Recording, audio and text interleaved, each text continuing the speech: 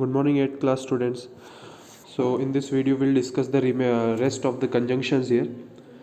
In our previous video, some conjunctions we have discussed, for example, either or, so that, as long as, so long as, or. And now in this one we'll start with this sixth one. But before this one, there's a note here: as long as and so long as are adverbs of degree and condition, and these are used as conjunctions. क्या मतलब हुआ इसका कि जो in our previous video जो conjunction हमने किया था as long as and so long as, actually ये है adverbs of degree and condition. ठीक है ना, ये एडवर्ब्स की डिग्री और कंडीशन है, लेकिन इनको आप कंजंक्शंस की तरह यूज़ कर सकते हो बिकॉज ये भी दो सेंटेंसेस को आपस में जोड़ते हैं. कोई भी वर्ड्स जो दो सेंटेंसेस को आपस में जोड़ते हैं उन्हें हम कंजंक्शंस कहते हैं. Alright. Now here, the sixth one, as soon as, no sooner did than. Alright, in Hindi मैंने यहाँ लिखा हुआ है कि हम कहते हैं कि जैसे ही या फिर ज्यों ही. In these examples below, you'll get to know why this is. So when two actions start at almost the same time, then as soon as or no sooner than is used. मतलब कभी भी कोई दो actions होती है जो almost एक ही समय पे स्टार्ट होती है. ठीक है, कोई भी दो एक्शंस है जो एक ही टाइम पर हो रही है, तब हम एज सून एज और नो सूनर देन का इस्तेमाल करते हैं. For example, I reached the school, the bell rang. See, school पहुंचा, घंटी बजी. These are two separate actions. ठीक है, ये दो सेपरेट एक्शंस हैं जो कि ऑलमोस्ट सेम टाइम पर हुई है, कि मैं स्कूल पहुंचा और घंटी बजी. ठीक है, तो अब इसको हम एज सून एज से कैसे ज्वाइन करते हैं कि जैसे ही मैं स्कूल पहुंचा घंटी बजी, तो इंग्लिश के अंदर as soon as I reach the school the bell rang. See, ये दो अपने आप में इंडिपेंडेंट सेंटेंसेस थे ऊपर, लेकिन ये दोनों एक्शंस थी जो ऑलमोस्ट सेम टाइम पर हो रही थी, तो इसको हम एज सून एज के साथ में हमने इसको ज्वाइन किया कि जैसे ही. ठीक है ना, बोलते कि जैसे ही मैं स्कूल पहुंचा घंटी भी बजी, घंटी बजी. ठीक है. और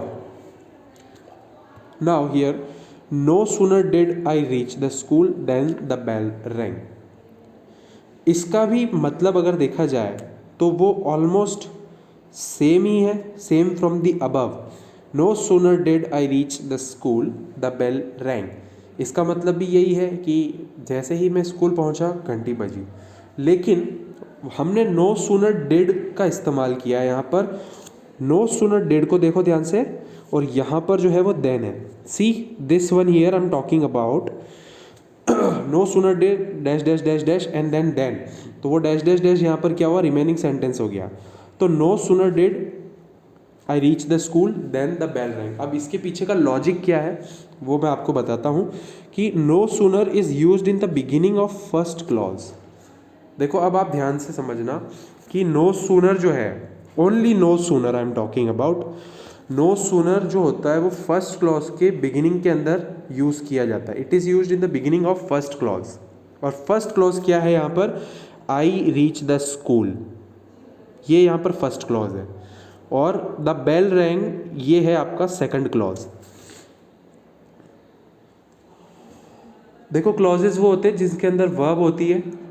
ठीक है, यहाँ पर वर्ब क्या है, रैंग, और यहाँ पर क्या है, रीच. ठीक है, तो ये फर्स्ट क्लॉज है और ये सेकंड क्लॉज है. तो no sooner is used in the beginning of first clause, first clause से पहले यूज़ किया गया है. एंड डिड, आप देखो नो सूनर के साथ में डिड का यूज़ किया है. Is commonly used after no sooner, और इसको आमतौर पर हम नो सूनर के जस्ट बाद में यूज़ करते हैं डिड को. तो no sooner did and then is used in the beginning of second clause. और ये जो देन है ये सेकंड क्लॉज की बिगिनिंग में, मतलब सेकंड क्लॉज से जस्ट पहले इसको यूज़ करना होता है. Now past indefinite tense is used after then. अब देन के बाद में पास्ट इनडेफिनेट यानी पास्ट सिंपल टेंस का यूज़ किया गया. द बेल रैंग, घंटी बजी. तो rang is the verb second form of ring. ठीक है, the bell ring, the bell rang, घंटी बजी थी. सो देन के बाद में हम पास्ट सिंपल का यूज़ करते हैं. सी, देखो अभी भी बता देता हूँ एक बार वापस से कि no sooner did I reach the school than the bell rang is also the same as soon as I reach the school the bell rang. Only you have to take care कि जब आप no sooner did लगाते हो तो ऊपर जैसे as soon as I reached था, वो रीच्ड जो था वो वर्ब की सेकंड फॉर्म थी, और यहाँ पर क्योंकि डिड हमने पहले ही लगा दिया है तो आगे हम वर्ब की सेकंड फॉर्म यूज़ नहीं करेंगे। You got it? वो सिर्फ सेकंड क्लॉज के अंदर यूज़ की गई है, द बेल रैंग देन के बाद में। So this things you have to take care of. अब आगे बढ़ते हैं। सो एज टू, अब देखो सो एज टू का यूज़ कहाँ होता है, बताया हुआ है to express reason, reason express करने के लिए। कैसे? देखो he worked hard, he wanted to get good marks. Now to separate sentences कि he worked hard and he wanted to get good marks. उसने मेहनत करी और वो अच्छे मार्क्स लाना चाहता था। तो अच्छे मार्क्स लाना चाहता था इसीलिए उसने मेहनत करी, तो ये रीज़न था क्योंकि अच्छे मार्क्स चाहिए थे, that's why he worked hard, isn't it? Hindi में बोलते हैं ताकि, उसने मेहनत करी ताकि उसके अच्छे मार्क्स आ सके। ठीक है, तो ये रीज़न स्पेसिफाई कर रहा है यहाँ पर। This both the sentences here, the second one shows the reason, he worked hard so as to get good marks. तो सो एज टू जो होता है वो एक तरह से ताकि आप इसको समझ सकते हो, और ये जो होता है ये दोनों सेंटेंसेस को ज्वाइन कर रहा है और ये रीज़न स्पेसिफाई कर रहा है कि why he worked hard, because he wanted to get good marks, he wanted to achieve good marks. Now the second clause is joined by so as to is the reason of the first clause. जैसा कि मैंने कहा कि second clause जो है get good marks, देखो get good marks is the second clause, ये join किया गया है सो एज टू के साथ में, is the reason of the first clause. First clause का रीज़न है ये, क्यों मेहनत करी, ताकि उसको अच्छे मार्क्स चाहिए थे। ठीक है, while the first clause joined by so as to the main action is given. तो फर्स्ट क्लॉज जो है जो सो एज टू से पहले की है, ही वर्कड हार्ड, तो जो मेन एक्शन तो क्या है, उसने किया क्या है, he worked hard so as to get good marks. Now action क्या करी यहाँ पर, मेहनत करी है, worked hard, he worked hard, that is the action verb. ठीक है, तो सो एज टू से पहले जो फर्स्ट क्लॉज है वो बता रहा है आपकी मेन एक्शन, ये बात आपको ध्यान में रखनी है। ही रैन फास्ट, ठीक है, so as to catch the train. अब यहाँ पर भी कारण है, ट्रेन पकड़ने के लिए वो तेज भागा। ठीक है, तो सेकंड क्लॉज जो है कैच द ट्रेन और फर्स्ट क्लॉज क्या है, ही रैन फास्ट। तो first clause shows your action and the second clause show the reason of that action, कि वो एक्शन आखिरकार क्यों करी गई है। ठीक है, now if two express condition और टू आस्क अबाउट। अब इफ का यूज हम कहाँ करते हैं, कंडीशन को एक्सप्रेस करने के लिए या फिर टू आस्क अबाउट, पूछने के लिए। Let's see the examples. I shall help him if he asks for it. तो देखो ये सेंटेंस जो है वो कंडीशन शो कर रहा है। अब कंडीशन कैसे शो कर रहा है मैं इसको आपको हिंदी मीनिंग बताता हूँ। I shall help him if he asks for it, मैं उसकी मदद करूँगा अगर वो मुझसे पूछता है तो ये कंडीशन है, अगर पूछेगा तो ही मैं उसकी मदद करूँगा, नहीं पूछेगा तो नहीं करूँगा, देयर इज़ द कंडीशन। ठीक है, तो इफ़ जो है ये दोनों सेंटेंसेस को ज्वाइन कर रहा है। तो इफ़ क्या डिनोट करता है, टू एक्सप्रेस कंडीशन। इफ़ जो है वो कंडीशन को एक्सप्रेस कर रहा है यहाँ पर। ठीक है, उसी तरह से सेकंड सेंटेंस यहाँ पर है, if I asked him he would come. अगर मैंने पूछा होता तो वो आता, अगर मैंने उससे पूछा होता, आई आस्क्ड हिम, देखो ये पास्ट टेंस है, अगर मैंने उससे पूछा होता तो वो जरूर आता, ही वुड कम। यहाँ पर वुड जो है ये विल की पास्ट फॉर्म है, ये बात ध्यान रखना, विल की पास्ट फॉर्म होती है वुड। ठीक है, क्योंकि हम पास्ट में बात कर रहे हैं।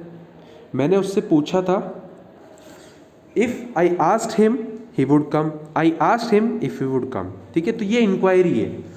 ठीक है ना, इसके अंदर इंक्वायरी की गई है कि मैंने पूछा था, if I asked him he would come, that is the inquiry here.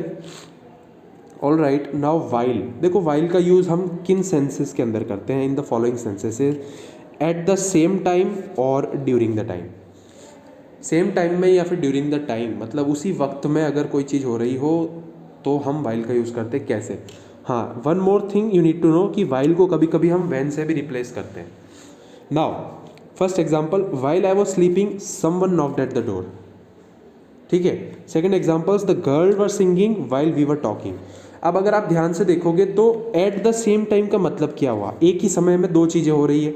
क्या हो रहा है कि जब मैं सो रहा था किसी ने गेट खटखटाया, someone knocked at the door, तो जब वो सो रहा था तब किसी ने गेट खटखटाया। तो ये क्या है कि during the time, both the actions happening during the time और at the same time, that's why we used while. ठीक है। उसी तरह से सेकंड एग्जाम्पल के अंदर जब लड़कियां गाना गा रही थी तब हम बात कर रहे थे, व्हाइल वी वर टॉकिंग। जब हम बात कर रहे थे तब लड़कियां गाना गा रही थी। मतलब आपको अगर दो एक्शंस अगर एक साथ एक ही टाइम में अगर आपको दो सेपरेट एक्शंस बतानी जो एक ही समय में हो रही थी तब आप व्हाइल का यूज़ करोगे। ठीक है। सेकंडली देखो, आप इसको वेयरएस के सेंस में भी यूज़ करते हैं। अब वेयरएस क्या है? वेयरएस को हम बोलते हैं कि जबकि, हिंदी के अंदर जबकि अपन बोलते हैं, जहाँ की या फिर जबकि। ठीक है। अब देखो इस एग्जाम्पल्स से आपको और अच्छे से पता चलेगा।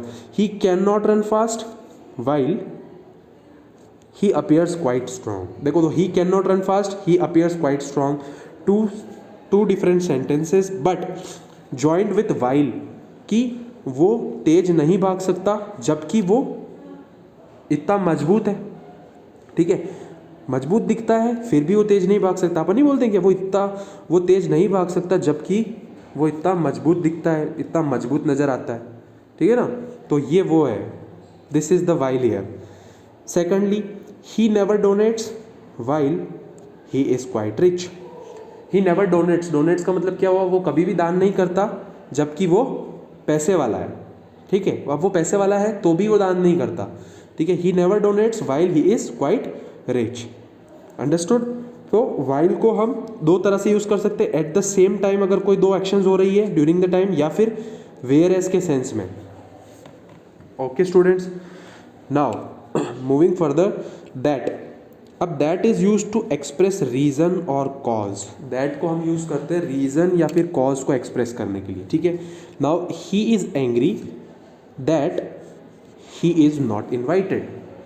Now two sentences once again joined with that, कि वो गुस्से में है, he is angry that he is not invited. क्यों गुस्से में है? क्योंकि उसको बुलाया नहीं गया, उसको इन्वाइट नहीं किया गया, that's why he is angry.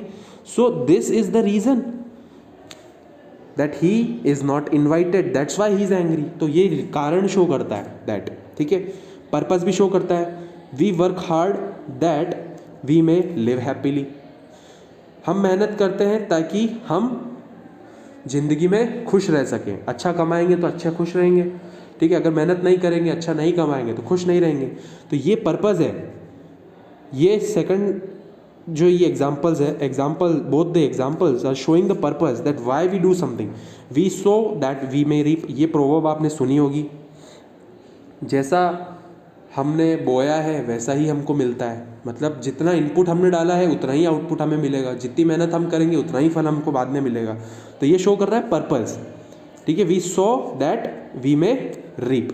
इसी तरह से ऊपर वाला भी, we work hard that we may live happily. तो दैट क्या शो करता है? First reason, second purpose. Okay students. और थर्ड है रिजल्ट या फिर कॉन्सिक्वेंस। कुछ करने से कुछ रिजल्ट आया या फिर उसका कुछ कॉन्सिक्वेंस, मतलब उसके क्या प्रभाव, दुष्प्रभाव मिले। ठीक है। देखो, he told me that he would not go there. उसने मुझे कहा था कि वो वहाँ नहीं गया था, that he would not go there. तो it shows the result here. उसी तरह से I am so tired that I can not work further.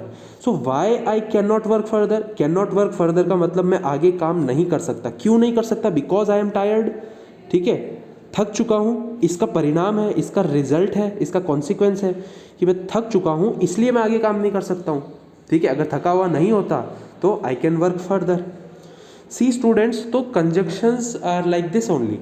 मतलब आपको पता होना चाहिए कि कौन कौन से कंजंक्शंस जो है वो कहाँ पर यूज़ करना है और what is the main principle, what is the main motive behind using these conjunctions here. Okay, so in our next video we'll discuss the exercises of the same, and thank you so much for watching this video. I hope you understood. Thank you again.